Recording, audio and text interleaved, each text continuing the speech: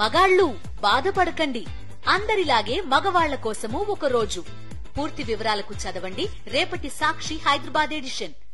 अधिकरण एक्ट आपने लाया, उसके तहत आज हिंदुस्तान में हर गरीब को एक राहत मिलती है। पर आप यहां जो गरीब बैठे हैं उनकी दर्द समझें। वो अपनी जमीन देना नहीं चाहते हैं क्योंकि उनकी एक एक एकड़ जमीन 60-70 लाख वाली है और आपकी गवर्नमेंट देना चाहती है 8 या 10 लाख। तो ये कहां की इंसाफ है? आपकी गवर्नमेंट क्यों नहीं बात करती? आप इतने लंबे लंबे भाषण देते हो, झारखंड में, महाराष्ट्र में अदानी के खिलाफ, अंबानी के खिलाफ, क्रोनी कैपिटलिज्म के खिलाफ। हो क्या रहा है तेलंगाना में? वही तो हो रहा है। एक फार्मा विलेज, एक चीफ मिनिस्टर के एलिजिडली उनकी सन इन लॉ के लिए, उनकी कंपनी के लिए आज इतने लोगों के, इतने फैमिलीज के जमीन हड़पा जा रहा है और आप बोलते नहीं, आप कम से कम मुंह तक नहीं खोलते।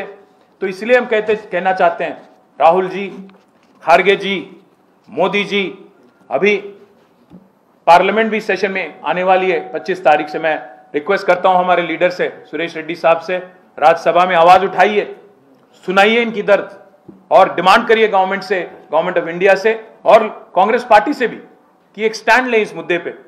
और राहुल गांधी जी जो एक नारा देते हैं, हाथ से हालत बदलने का जो एक नारा देते हैं, आज तेलंगाना को समझ आ गया हाथ से कैसे हालात बदल रहे हैं, कैसे अच्छे से बदतर बनते जा रहे हैं।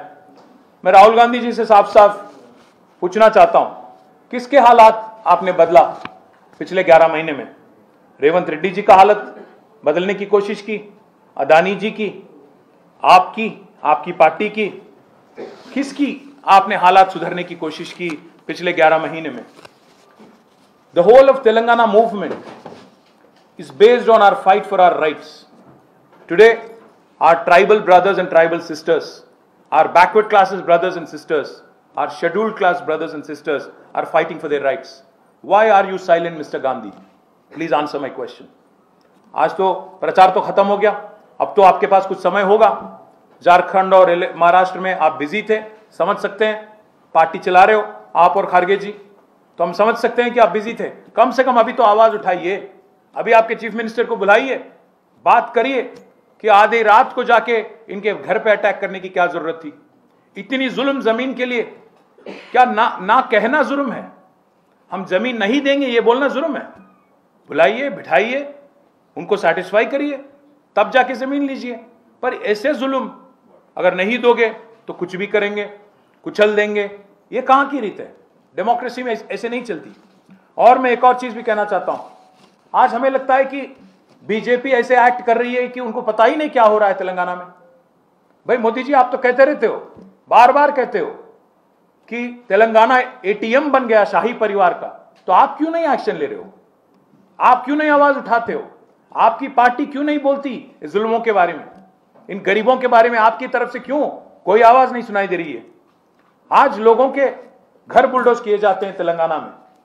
Tribal women are being molested, their modesty is being outraged.